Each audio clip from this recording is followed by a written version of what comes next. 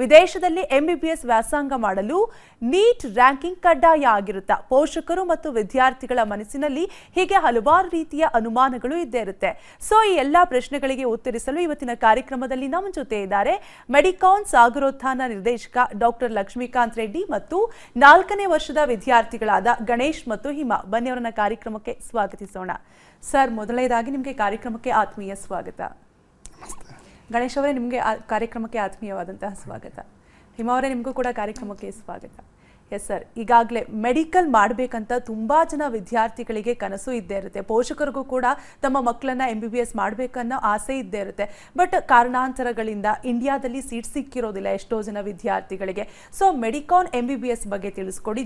S Hima ಅವರೇ, ಇನ್ನು ಭಾರತದಿಂದ ಬೇರೆ ದೇಶಕ್ಕೆ ಕಲಿಯೋದಕ್ಕೆ ಓದೋದಕ್ಕೆ ಹೋಗ್ತೀವಿ ಅಂದರೆ ಭಯ ಇದ್ದೇ ಇರುತ್ತೆ. ಅಲ್ಲಿ ಎಷ್ಟು ಸೇಫ್ ಇರುತ್ತೆ, ಎಷ್ಟು ಕಾಳಜಿ ಮಾಡ್ತಾರೆ ಅಂತ ಯಾವ ರೀತಿಯಾಗಿದೆ ಅಲ್ಲಿ ನೀವು ತಿಳಿಸ್ಕೊಡ್ಬೋದಾ? ಜಾರ್ಜಿಯಾ ತುಂಬ ಸೇಫ್ ಕಂಟ್ರಿ ಆ್ಯಕ್ಚುಲಿ. ಅಂದರೆ ಈವನ್ ನೈಟ್ ಹೊತ್ತು ನೀವು ಆಚೆ ಹೋಗ್ಬೇಕಂದ್ರೆ ಆ ಥರ ಏನು ಕನ್ಸರ್ನ್ ಇಲ್ಲ, ಏನು ರಾಬರಿ ಆ ಥರ ಏನೂ ನ್ಯೂಸ್ ಇಲ್ಲ. ಆ್ಯಂಡ್ ನಾನು ಯೂಶ್ವಲಿ ಲೇಟ್ ಆಗೋ ಬರುತ್ತೆ ಕಾಲೇಜಿಂದ ಬರೋದು, ಬಟ್ ಸ್ಟಿಲ್ ತುಂಬ ಕಾನ್ಫಿಡೆನ್ಸಿಂದ ರೋಡಲ್ಲೆಲ್ಲ ಓಡಾಡ್ಬೋದು. ಆಮೇಲೆ ಅಲ್ಲಿ ಹೋಗಾದ್ಮೇಲೆ ಒಂಥರ ಇಂಡಿಪೆಂಡೆನ್ಸ್ ಜಾಸ್ತಿ ಬಂದಿದೆ, ನಂಗೆ ಕಾನ್ಫಿಡೆನ್ಸ್ ಬಂದಿದೆ. ನಾನು ಎಲ್ಲರೂ ಹೋಗ್ಬೋದು, ಎಲ್ಲರೂ ನಾನು ಹೋಗ್ಬೇಕಂದ್ರೆ ಫ್ಯಾಮಿಲಿ ಬಿಟ್ಟು ಸ್ಟಿಲ್ ನಾನು ಅಕಂಪ್ಲಿಷ್ ಮಾಡ್ಬೋದು ನಾನು ಏನು ಸ್ಟಡಿ ಗೋಲ್ಸ್ ಇದೆಯೋ. Even if I am far away from the family I can do it on my own ಅಂತ ನನ್ನ ಕಾನ್ಫಿಡೆನ್ಸ್ ಬಂದಿದೆ ನನಗೆ. ಎಸ್ ಹಿಮಾ ಅವರೇ, ಎಜುಕೇಷನ್ನು ಎಷ್ಟು ಇಂಪಾರ್ಟೆಂಟ್ ಆಗಿರುತ್ತೋ ನಾವು ಉಳ್ಕೊಳ್ಳೋವಂಥ ಜಾಗ ಕೂಡ ಅಷ್ಟೇ ಮುಖ್ಯವಾಗಿರುತ್ತೆ. ಸೊ ಅಲ್ಲಿ ಫೀಮೇಲ್ ಸ್ಟೂಡೆಂಟ್ಸ್ಗೆ ಹಾಸ್ಟೆಲ್ ವ್ಯವಸ್ಥೆ ಯಾವ ರೀತಿಯಾಗಿರುತ್ತೆ? ಯಾಕಂದರೆ ಕೆಲವು ವಿದ್ಯಾರ್ಥಿಗಳು 2 ಶೇರಿಂಗ್ ಕಂಫರ್ಟ್ ಆಗಿದ್ರೆ ಹಾಸ್ಟೆಲ್ನಲ್ಲಿ, ಇನ್ನು ಕೆಲವರಿಗೆ 4 ಶೇರಿಂಗು, ಬಜೆಟ್ ಫ್ರೆಂಡ್ಲಿ ಕೂಡ ನೋಡ್ತಾ ಇರ್ತಾರೆ. ಸೊ ಇದ್ರ ಬಗ್ಗೆ ಹೇಳೋದಾದರೆ, ಸೊ ಹಾಸ್ಟೆಲ್ ಆಲ್ಮೋಸ್ಟ್ 1 year ಉಳ್ಕೋಬೇಕಾಗತ್ತೆ ಬಿಗಿನಿಂಗಲ್ಲಿ, ಬಿಕಾಸ್ ಹೊಸ ಪ್ಲೇಸು ಅಡ್ಜಸ್ಟ್ ಮಾಡ್ಕೊಳ್ಳೋಕ್ಕೆ.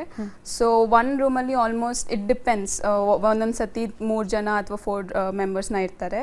ಆ್ಯಂಡ್ 1 ಫ್ಲೋರಲ್ಲಿ ಬರೀ ಗರ್ಲ್ಸು ಆ್ಯಂಡ್ ಅನದರ್ ಫ್ಲೋರಲ್ಲಿ ಬರೀ ಬಾಯ್ಸ್, ಆ ಥರ ಸಪ್ರೇಷನ್ ಕರೆಕ್ಟಾಗಿ ಮಾಡಿರ್ತಾರೆ. ಹಂಗೆ ಮಿಕ್ಸ್ ಮಾಡೋದು ಆ ಥರ ಎಲ್ಲ ಬಿಡೋಲ್ಲ. ಆಮೇಲೆ ಹಾಸ್ಟೆಲ್ ರೂಮ್ ತುಂಬ ಚೆನ್ನಾಗಿರುತ್ತೆ, ಅಂದರೆ ಓದ್ಕೊಳ್ಳೋಕ್ಕೆ. ಆಮೇಲೆ ಫ್ರಿಜ್ಜು, ಒಂದು ಚಿಕ್ಕ ಫ್ರಿಜ್ ಎಲ್ಲ ಇಟ್ಟಿರ್ತಾರೆ. ಫುಡ್ಡೂ ಹಾಸ್ಟೆಲಲ್ಲಿ ತುಂಬ ವೆಜ್ ನಾನ್ ವೆಜ್ ಎರಡೂ ಇರುತ್ತೆ. ಯಾರು ಏನು ತಿನ್ನಬೇಕು ಅದನ್ನು ತಿನ್ಬೋದು. Morning, afternoon, night.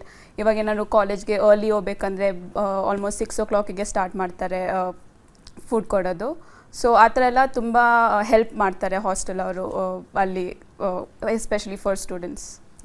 S Hima ಅವರೇ, ಈಗಾಗಲೇ ಹಾಸ್ಟೆಲ್ ವ್ಯವಸ್ಥೆ ಬಗ್ಗೆ, ಸೇಫ್ಟಿ ಬಗ್ಗೆ ಸಾಕಷ್ಟು ವಿಚಾರವನ್ನು ತಿಳಿಸ್ಕೊಟ್ರಿ. ಈಗಾಗಲೇ ನೀವು ಅಲ್ಲಿ ಎಜುಕೇಷನನ್ನು ಮಾಡ್ತಿದ್ದೀರಾ. ಸೊ ಕಾಲೇಜ್ ಬಗ್ಗೆ ನಿಮ್ಮ ಎಕ್ಸ್ಪೀರಿಯನ್ಸನ್ನು ಹೇಳೋದಾದರೆ? ಸೊ ಅಬ್ರಾಡಲ್ಲಿ ಓದೋದು ಒಂದು ಸ್ವಲ್ಪ ಸ್ಟಿಗ್ಮಟೈಸ್ ಮಾಡಿದ್ದಾರೆ ಇಂಡಿಯಾದಲ್ಲಿ, ಚೆನ್ನಾಗಿರಲ್ಲ, ಎಜುಕೇಷನ್ ಅಷ್ಟು ಚೆನ್ನಾಗಿಲ್ಲ ಅಂತ. ಬಟ್ ನಾವಲ್ಲಿ ಹೋಗಿ ಒಂದು ಸತಿ ನೋಡಾದ್ಮೇಲೆ it was totally different.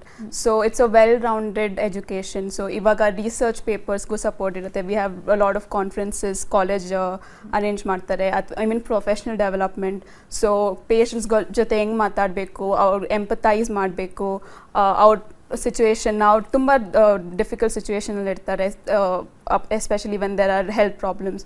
So ಅವ್ರ ಜೊತೆ ಹೆಂಗೆ ಎಂಪಥೆಟಿಕ್ ಆಗಿ ಅಪ್ರೋಚ್ ಮಾಡಬೇಕು ಪೇಷಂಟ್ಸ್ಗೆ, ಆ ಥರ ರೋಲ್ ಪ್ಲೇಸ್ ಎಲ್ಲ ಇರುತ್ತೆ.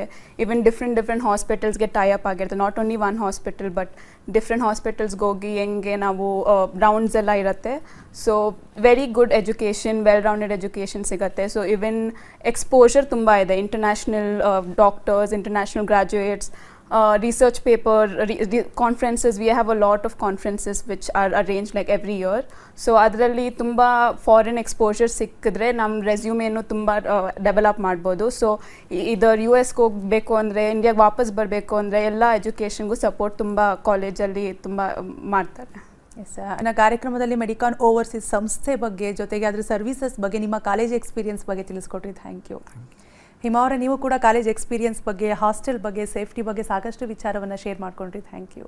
ವೀಕ್ಷಕರೇ, ನೀವು ಕೂಡ ಒಂದು ವೇಳೆ MBBS ಅನ್ನು ವಿದೇಶದಲ್ಲಿ ಮಾಡಬೇಕನ್ನೋ ಕನಸು ಕಾಣ್ತಾ ಇದ್ರೆ ಯಾರನ್ನ ಕಾಂಟ್ಯಾಕ್ಟ್ ಮಾಡಬೇಕು, ಯಾವ ರೀತಿಯಾಗಿ ಕಾಂಟ್ಯಾಕ್ಟ್ ಮಾಡಬೇಕನ್ನೋ ಗೊಂದಲಗಳು, ಅನುಮಾನಗಳಿದ್ರೆ ಮೆಡಿಕಾನ್ ಓವರ್ಸೀಸ್ ಸಂಸ್ಥೆಯನ್ನು ನೇರವಾಗಿ ನೀವು ಕಾಂಟ್ಯಾಕ್ಟ್ ಮಾಡ್ಬೋದು. ಇವರನ್ನ ಕಾಂಟ್ಯಾಕ್ಟ್ ಮಾಡಬೇಕಂದ್ರೆ ನೀವು ಮಾಡಬೇಕಾಗಿರೋದು ಇಷ್ಟೇ.